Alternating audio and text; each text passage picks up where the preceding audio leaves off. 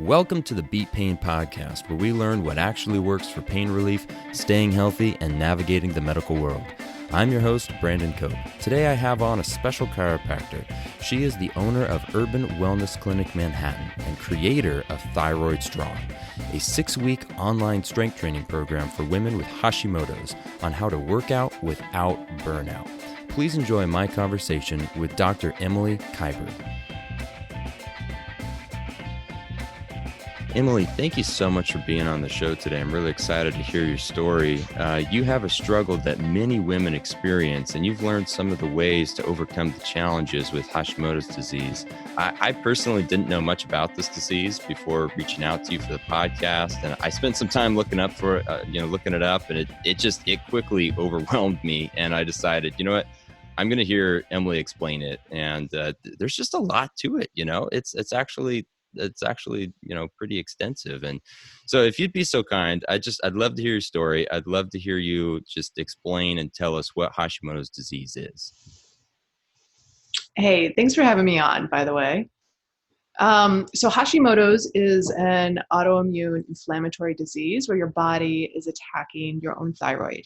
And your thyroid is this butterfly-shaped gland on the front of the neck.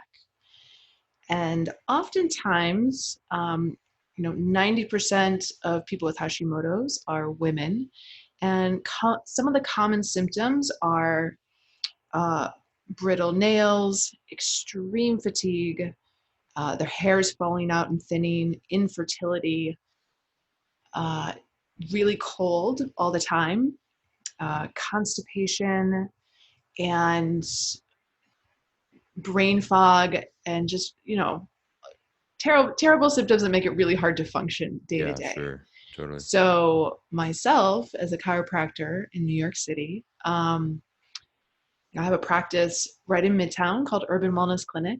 And I was seeing a lot of women with autoimmune conditions and sending them to a functional medicine doctor. And part of co-treating these women was a lot of them were coming back with like low muscle mass. Any sort of workout would put them in bed for 3 days because they were so fatigued.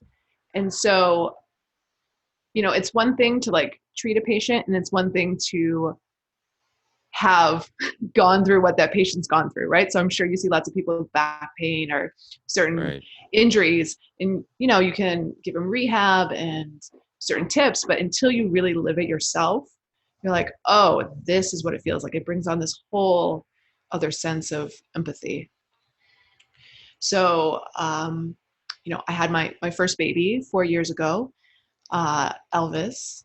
Awesome. Elvis. Okay, wait, hold on. Why call him Elvis? Elvis? Okay, you guys like Elvis Presley, or it's a different Elvis? Yeah. My husband is a huge Elvis Presley fan, and no way. He was like, let's name him Elvis Reed Stewart. That's great.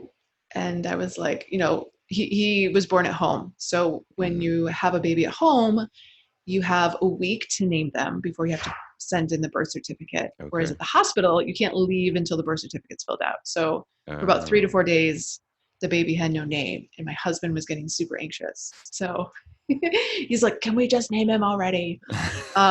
He's like, I was just like trying to recover and breastfeed and sleep. And I was like, just whatever, just name him whatever you want. Oh my gosh, and he's like, okay, so funny. Elvis Reed Stewart. And I was like, no, give the kid a chance. If he wants like a proper corporate job, read Elvis Stewart. So we just flip flop, but we call him Elvis. Okay. That's great. That's great. So after I had him, I had extreme fatigue. And every time I ate, my tongue would hurt. There was digestion issues. Every time I ate, I looked super bloated. And I had eczema that would flare up based on my cycle. And, most new moms are told, yeah, you're tired. Of course you're tired. You have a baby. Is the baby sleeping? And so you kind of go along with it because you don't know. It's your first. But, 18 months postpartum, I was like, had 25 pounds I couldn't lose no matter how clean I ate, how much I worked out. And I was just like, a Monday after work felt like I had worked a full week. Mm. So I saw my primary and endocrinologist, different functional medicine doctors, and I never got like a really clear idea of what was going on. And then I met one of my current best friends and current functional medicine doctor, Dr. Gabrielle Lyon, and she ran a fuller thyroid panel of blood work than just a normal TSH. So TSH is kind of like the baseline of what will get ordered. And if that's Okay. in range, a lot of doctors don't look further. So when she ran uh, more testing, she was like, oh my God, your antibodies are off the charts. Wow. How did no one pick this up? So we just Mm. started to uncover some of the root causes of hypothyroidism and an autoimmune, Hashimoto's condition. So some of those things that I had to do was I had a couple parasites that I had to kill Okay. because we have a house in Bali. And so we were traveling back and forth to Bali, and just the waters, even if you have a filter on the water, it's not that clean. Sure. Sure. Um, and I had water damage in my apartment. So we had Oh to no. pull out the mold. Mold is often seen as like it mimics Hashimoto's. Interesting. And heavy metal toxicity, way back in the day when I was a teenager, I used to roof with my dad. My dad's been a roofer for decades now, Oh, nice. outside Detroit. And so just some heavy metal exposure from like shingles and all that construction stuff. And then also just like cleaning up what I was putting in my mouth, the food I Mm. was putting in my mouth even Yeah. more. And luckily my blood work has been like clean bill of health, you know, probably 9 months after I met her. And once you have Hashimoto's, you always have Hashimoto's. It's not a reversible disease, but it can go Okay. into remission. So about Okay. 20% of people can go into remission. Wow. There's a Only genetic, 20%? yeah, Oh, yeah. wow. I mean, and it's like commitment, work, diligence. Okay. um, and so, yeah, so 20% can go into remission. Hmm. There's a genetic component. So like my mom has thyroid issues. Sometimes she looks Okay. like she has like a little goiter on the front of her neck. Okay. There's a food sensitivity component. And then there's the environmental factors that I was kind of talking about. So you kind of have to address all of them. Um, and, the other piece that I really had to dial in was not doing a ton of cardio to lose weight. I had Hmm. always kind of done cardio and strength trained. But I really had to pull back on the cardio because it was just burning me out, tanking me out, and Okay. really focus on strength training. Okay. How did strength training, I mean, did that allowed you to lose more weight, or what did that do for you as opposed to the cardio? Yeah, so with Hashimoto's and with hypothyroidism, it women have lower muscle mass. It's harder to maintain our muscle mass. So Hmm. sometimes you can feel like kind of like skinny fat, like it's kind of Okay. like there's like a soft layer on top of the muscles. Interesting. And so there are thyroid receptors in the muscle tissue. And the muscle tissue is the largest endocrine organ in the body. So to Hmm. have healthy turnover of your thyroid hormones, you have to stimulate the muscle tissue. Hmm. And the best way to stimulate the muscle tissue is to lift weights, either Interesting. lifting heavy or doing ballistic moves, because you want to Hmm. stimulate the type 2 fibers, the fast twitch fibers. And it's interesting because a lot of recommendations for women with Hashimoto's is to walk 20 minutes, to do yoga, to do Pilates, or to do low impact. Okay. And all of those things don't stimulate the muscle tissue. So I see a lot of women who are doing yoga and they're stretching and they're walking and they feel exhausted and they're not seeing any changes in their weight. And obviously, you always have to address those other issues like the genetic component. If someone Sure. needs medication, there's no shame in taking medication, and the food and the environmental piece. We also have to, address the muscle. So for me, it was really dialing in my strength training. And at first, I was doing way too much. I was doing like an hour and a half of strength training, and again, felt like totally tanked. Like would feel like I Hmm. couldn't get out of bed for 3 days. Hmm. And so really refining it for myself. So, when I strength train now, it's 20, 25 minutes. Okay. It's heavy, it's low reps, and there's long rest breaks. And Okay. then I started to do that for the women in my clinic that I was seeing co-treating with functional medicine doctors who had autoimmune conditions. And one of the other things that comes up with autoimmune conditions that's in the research is that type 2 fibers, muscle fibers, those fast twitch fibers, Mm-hmm. turn into type 1 fibers, Right. which are slow twitch fibers. So type 2 fibers make us dynamic in the world, right? So like sprinters have a higher density of them. Type 1 fibers are the fiber that in the muscle tissue that holds us up against gravity. They're considered more abundant in postural muscles. Mm-hmm. So with Hashimoto's, a type 2, the dynamic muscle fibers turn into type 1. And you have to train the type 2 fibers because, as we move through our day, so many women fear getting injured, right? They're like, oh my God, I don't want to get on the floor because my knees hurt and I don't know if I can get back off. Or I want to like pick up my kid, or I want to play with my kids and not worry about hurting my back. So to really help women not fear injuring themselves, it was, okay, we got to strength train. We have to make your strength training look like the movements that you do in your day. Right. Not bicep curls, not tricep dips, not sit-ups, but like deadlifts, squats, lunges, a Okay. push, a pull. Okay. So just functional compound movements. Okay. Now, when you're doing those kind of movements, you said that you were lifting heavy and low reps. I'd love to hear more of what that is for you. Is that like your body weight, or is that more than your body weight? Like, how heavy is heavy when you say that? Yeah. So for me, because I've been strength training for a little while, it's going to be different than someone who's never picked up a weight. Right. So I always create a baseline.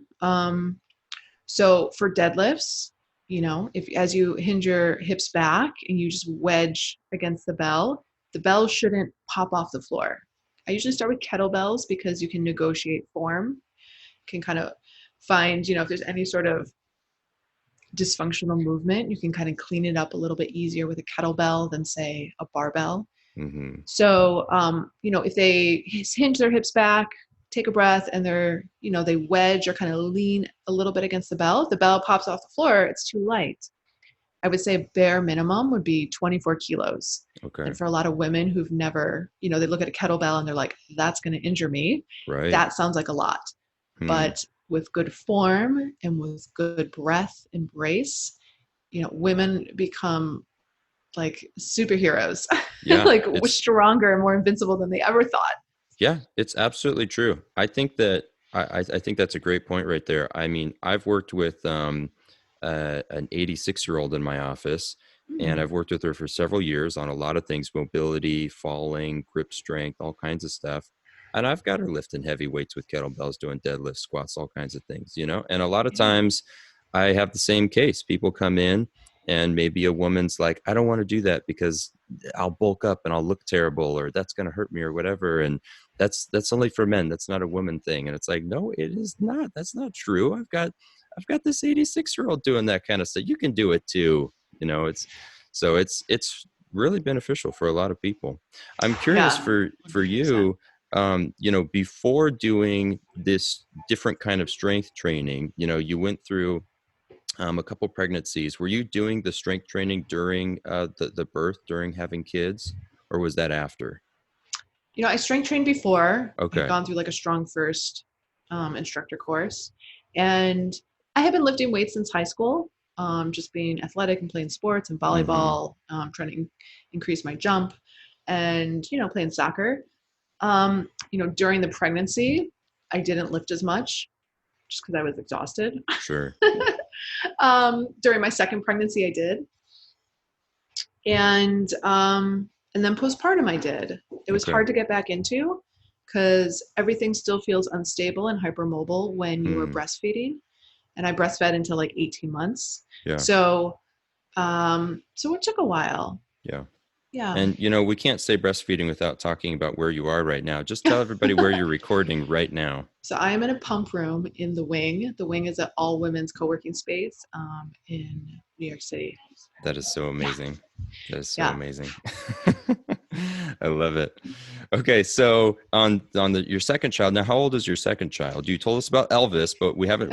Yeah. So Let's second give one, the second child yeah. some. So the second one is Brooklyn. Okay, Brooklyn just turned 6 months. okay, And yeah, she's like sweet as a little cupcake. okay. And that one, you were a little bit different in your strength training. You said with Brooklyn. Yeah, I was, it's interesting. Like the more weight you put on pregnant. So I started at like 140, and when I gave birth, I was 185 for both Right. kids. And the more weight you put on, the more weight you can kind of throw around. So I was Sure. deadlifting heavier than when I'm not pregnant. And I Okay. think definitely some people at the gym were like, "Is that okay for her to do?" Like I don't. Yeah. Like a pregnant woman like deadlifting like warming up with like 185. Yeah. um and I think just it's so much about form and getting the breath and getting the brace dialed in. And I think as Mm, women who've been kind of told their whole life to suck in and skinny up their waistline, it's hard. It's yeah, hard to that's like true. breathe into your belly and get over mental blocks and get over the mindset of like, no, I'm supposed to be like skinnying up.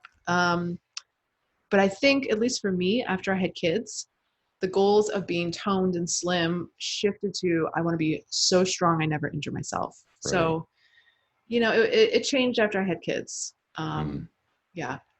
okay. And this is okay. So you've been able to have two kids. You are on your strength program now. You're seeing improvements. Um, just bring me back here before you did any of the strength training, before you were really going down this track, before you saw that doctor and did all that stuff. I mean, for yourself, or even for a lot of women out there who aren't doing the kind of steps that you've done, like they've got, you kind of listed off some struggles at the beginning, but I mean, realistically, what are some of the really, really big struggles that people would deal with? I mean, what are some of your experiences that you've had where you've been, stuck in something that, you were really fatigued and you couldn't get out of bed? Or, I mean, what were some of the hardest things before doing this kind of strengthening? Yeah. I mean, I think one of the things that comes with Hashimoto's is joint pain, Hmm. muscle aches. And, coming from someone who has a rehab background for the last 14 years, you're like, oh my God, how come I can't get myself out of this pain and discomfort? And, I Hmm. know how, different rehab moves and breathing drills and can get muscle tested and all these different things. But I was like, man, I can't shake this joint pain. Um, and then just knowing that with Hashimoto's, that goes hand in hand with Hashimoto's. Um, and I think, fatigue on a whole nother level. Like when women are saying, I'm so tired, I can't get out of bed. I think a lot of the general public will be like, well, maybe she's like lazy, like hit snooze so many times. It's Sure. literally like you sleep 12 to 14 hours and you wake up and you literally feel like dragging yourself to go pee is going to be a marathon because you're so Wow. tired. And my exercises used to be like stretching in bed. Right. Um, which I feel like is a shadow of what I am now. But at the time, that was what I felt like was all that was possible. Yeah. And I would come home from work and I would collapse on the couch, and my husband would be Hmm. like, who is this? Is this postpartum? Is this like what this is? Like, kind of, where's my wife, basically? Right. Right. That's especially hard, just that psychosocial factor, just, the interaction within family, within friends.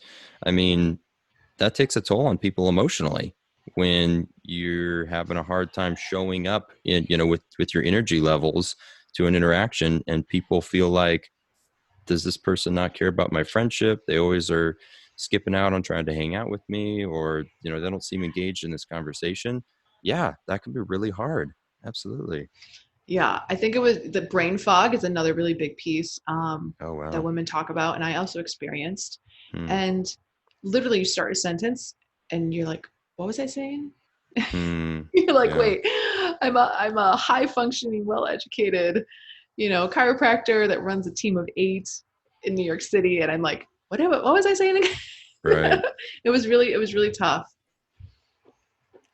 Yeah. So. Okay. So now you're doing this strength training. You've figured out a lot of the things that work well for you. You're sharing it with other people. When people come into your practice, your chiropractic practice in New York. Are you doing a lot of this strength training with them, or are you also doing some other things alongside that too? Yes. So we do a lot of rehab first, based in DNS, dynamic neuromuscular stabilization, Okay. which looks at how we moved on a neurodevelopmental level the first 2 years of life.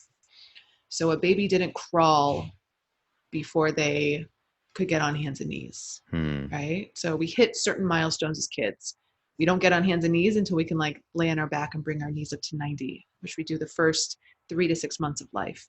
So we take those same stabilization strategies that we did on a primal subcortical level when we were kids and integrate it into rehab for adults. Hmm. So we always start there. We'll do some active release technique, which is a soft tissue technique created by Michael Leahy. Um, and we'll do a little bit of muscle testing. Sometimes it helps us uncover compensations in the body. It's especially good for like if a scar, like the scar tissue around an old scar, an old surgery is Right. creating inhibition, or motor control dysfunction somewhere Right. else in the body. So, and then we always, like the goal is always to get someone strength training. And it's hard because, people don't come to us thinking, I want to get strong. They like, just get me out of pain. And so we Right. have to give them what they want, but sneak in what they need. Um, because That's it takes a little clever. buy-in. Yeah. So we're doing the rehab and the breathing resets and soft tissue, and we'll adjust if it's indicated. And then we're starting to like build in a little bit of weights into the rehab. And next thing you know, they're like, oh my God, I'm in the gym and I'm going to be like deadlifting the kettlebell. Right. So yeah, it's really like give them what they want, sneak in what they need. And especially for women with Hashimoto's, and this is not in the research, but I find it clinically, is there is this hypermobility component. So tissue is too lax, the joints are unstable, and certain muscles will feel tight as a compensation to those unstable, kind of like loosey-goosey joints. So part of that is when those muscles get tight, you know, living in that body, you're like, oh my God, just like someone work on this muscle, rub it out, massage it, who can get their elbow in there. But with tissue laxity, it's just going to send a signal to the brain to basically release that muscle and turn it off more when Right. really you need stability. Yeah. So much of what we do is starting to shift that mindset of like, every tight muscle is probably a compensation for weakness somewhere else. So let's address both, but let's not forget that addressing weakness and instability is a very active modality. And I think a Hmm. lot of people want to just kind of like lay there and get work done and have it be Hmm. passive. But the power is in the active component, which is Yeah. movement, breathing, strength training. Absolutely. Totally agree. Yeah. Yeah. So now that you're creating all of this work with people, you've got kind of this online program that people can go through. And I'm really interested to hear how the online works for people as opposed to being with them in person. Like, how is that comparison? Tell me more about what your program is doing for people. Why would they be interested in doing, a program versus, trying to find somebody and see them? I mean, what is this program that's going to help them? Yeah. So the program is called Thyroid Strong, and it is a 6-week strength training based online program to help women with Hashimoto's figure out how to work out without burning out. So a lot of women are, like I mentioned, are doing the running to lose the weight, they're stretching and they're doing yoga, or they're doing bar because they're trying to like release the tight muscles, or because that's just what their endocrinologist or functional medicine doctor told them. And so just like working on my own body, working on hundreds of women's bodies, um, it's really, I feel like, the missing piece that no one is really talking about, which is you gotta stimulate the muscle, and the best way to do it is through strength training. Hmm. But the cueing has to be really specific. Like if you tell a woman to, step your feet wide, sit your hips back, pick up the weight, breath in, stand up, they might hyperextend their knees. So Okay. so you have to like really cue foot dialing, right? Which a lot of women don't know when they're strength training. So Thyroid Strong Mhm. addresses that muscle component of stimulating the muscle to stimulate the receptors to have good turnover of your thyroid hormone. There's rehab, right? Because everyone who's come into the program has start at a different place. There's women who've been strength training for a while, has done CrossFit, but then pulled back because they're fatigued, has never picked up a weight. So the women who are currently in the course, and we're opening up the course again in a couple weeks, have started at all different places in their workout journey and are all over the world. So there's some women in Australia, Alaska, Wow. in the UK. And so a lot of the women don't have a gym. Like there's a woman in Alaska, it's like 41 degrees, so, like below. She sends me photos of No like way. outside her house. And she's Oh, like, wow. I can't like drive to the gym an hour away.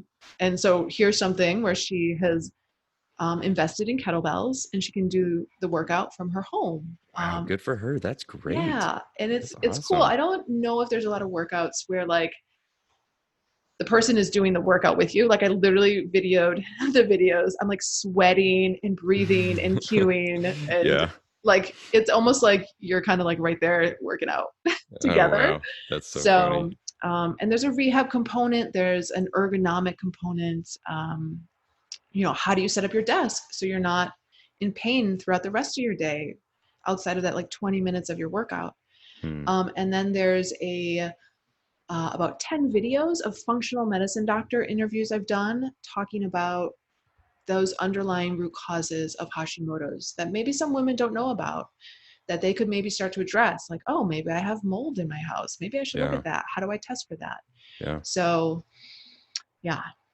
Yeah, mold can be a big deal, and it's interesting you bring that up. I had a guest on the show, Amy, a few episodes ago, and she had serious mold and had to move, and that was one cause of a lot of her health problems. And I've had a colleague of mine who's considering moving right now because he's got some health flare-ups that he think is mold in his house, and it is kind of the secret invisible thing that you don't really notice or think about it, and you can have all kinds of issues coming up, and it's like, oh my gosh, we had mold, we didn't even realize it. So it's true that you bring that 100%. that point up. Yeah, that could be really big. Totally. Wow. I think of it as like the silent killer. Like I travel with air filters. I have binders if I Oh, do get wow. mold exposure. So like Yeah, charcoal, cholestyramine, chlorella, I carry with me when I travel. that's great. Um, and it really is like there's like 20% of the population that has a certain genetic SNP that has more of a reaction to mold, and I'm one of that 20%. I'm like the Okay. canary in the coal mine. So like I can Yeah. go to a house, like walk in and be like, there's mold in here. Cause I will Yeah. immediately get brain fog and just like shut down. Like it's like the robot is on and like someone turned off the switch. Hmm. Um, but yeah, some people have that genetic predisposition. So like a woman can go into a place where there's mold and her husband will go in and her husband's like, I feel fine. I don't know what you're talking about. What do you Yep, like? Why are you that's acting me. all crazy? Yeah. And then the woman's like, I can't even finish my sentence, Hmm.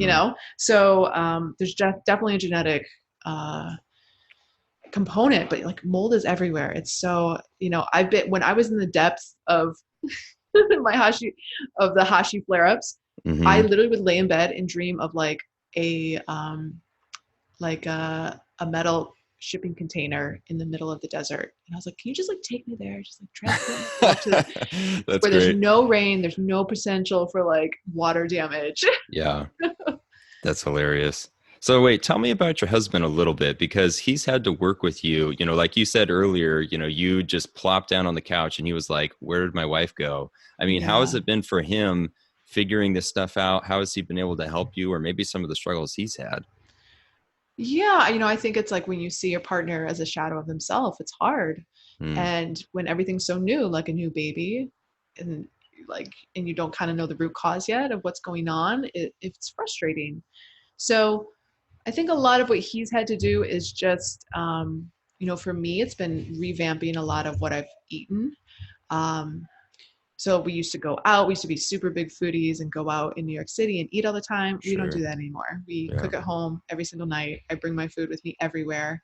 Hmm. And there's certain things I can't eat, like olives, olive oil, high histamine foods, which a lot of people would think, oh, that's a really healthy food. avocados, bananas, certain berries, strawberries. Those are high histamine foods. Like I Mm, can't eat those. mm. So just there's a little bit of like a lot of partners will be like, here we go again. And I think he's just been really good at like going with the flow, like whatever she needs. Yeah. Yeah. I also have like a chemical sensitivity that happened after I gave birth. Like I used to be able to smell if someone had washed their clothes and tied like Oh, 50 whoa. feet down the block, Oh my gosh. me walking behind them. Like Wow.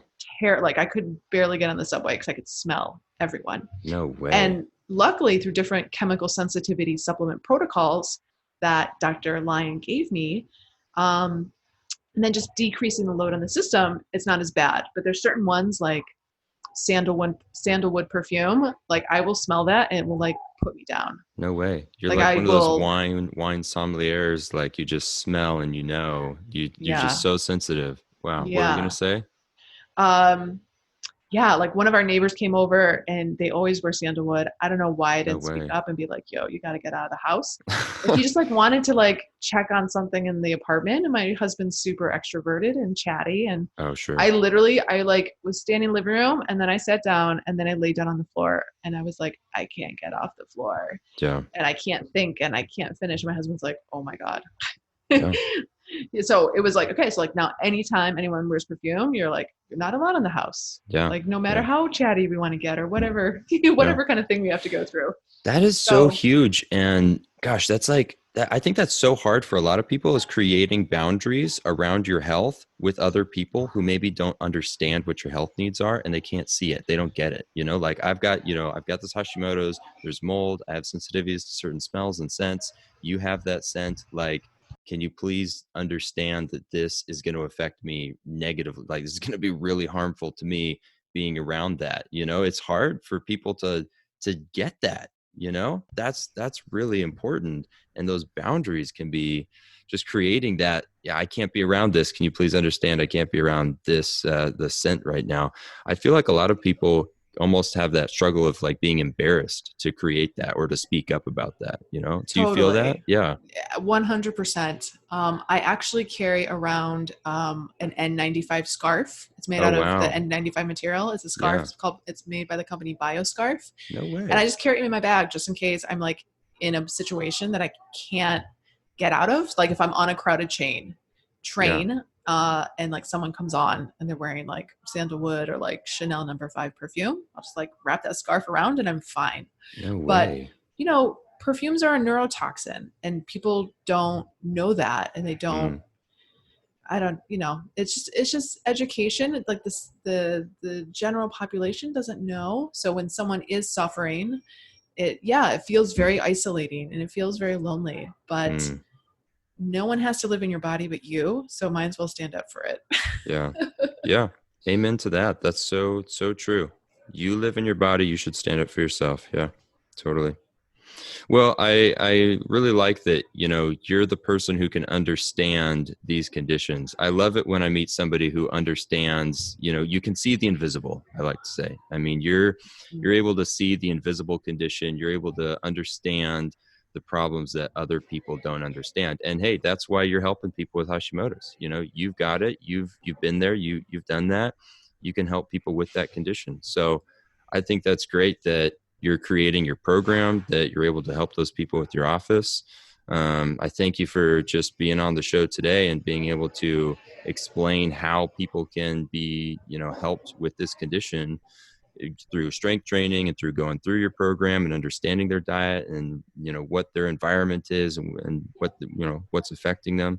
That's really important for people to hear. And I appreciate you sharing all of that. So people have definitely got to go check out your website. We're going to have a link to that in the show notes, and they've got to go research all this information and get the education they need from you to understand how they can be helping themselves with this disease. It's been great. Yeah. Yeah, I think one of the most important things is there's so much fear when we have this invisible, silent, invisible condition. And just in empowering women to feel seen and to feel like what was impossible is now possible. Yes. And maybe that makes someone show up for their family, or maybe they're more present for their family. and that has a trickle down effect, I like to think, Yeah. through all the good people in the world. So yeah. So if anyone is interested and wants to know more about Thyroid Strong, I'm doing a live free masterclass for women on the 3 changes you got to make in your workout living with Hashimoto's. So it's kind of just like some of my beginner tips and tricks, because sometimes going to the gym and working out feels like this grandiose gesture, and it really is just small changes in our day and in our workouts and how we approach exercise. So yeah, there's a masterclass at dremilykiberd.com/masterclass for people who just want to kind of like dip their toes and learn more about Thyroid Strong. All right. Well, Emily, this has been a pleasure. Thank you so much for being on the show. I've loved hearing everything you've had to share. It's just been an honor to speak with you. Yeah, thank you so much for having me. Thanks for listening to this episode with Dr. Emily Kiberd. Check out the links in the show notes to find her Thyroid Strong program and learn more. If you want to be involved with the podcast, there are 2 ways for you to do that. First, if you have any questions that you want answered or topics you want us to talk about, then please click on the link for the BEET Pain website in the show notes and message me. Second, if you want to continue listening to great content and guests, then I need your help to build the podcast and get those guests on the show. The bigger the podcast gets, the easier it is for me to bring on more guests. Subscribing, writing a review, and sharing this with others helps this show to grow. Thanks so much for listening.